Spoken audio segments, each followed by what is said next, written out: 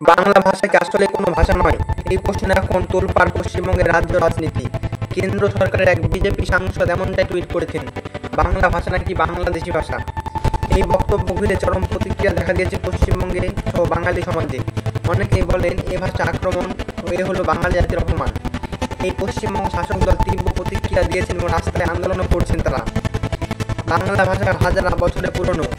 এমনকি প্রধানমন্ত্রী নরেন্দ্র মোদী পশ্চিমবঙ্গে এসে বাংলা ভাষায় কথা বলেন, চেষ্টা করেন কথা বলতে, কিন্তু পারেন না সে ভালো মতো, এবং সেই জন্য কি তারা বারবার আনছে ভোটে। এটাকেই করতে যাচ্ছে তৃণমূল। 26-এর ভোটে, বিধানসভা ভোটে বড় একটা হাতিয়ার পেরিয়ে গিয়েছে তৃণমূল। এটা নিয়ে তারা ভোটে লড়বে এবং বিভিন্ন বিষয়ে আলোচনা করবে।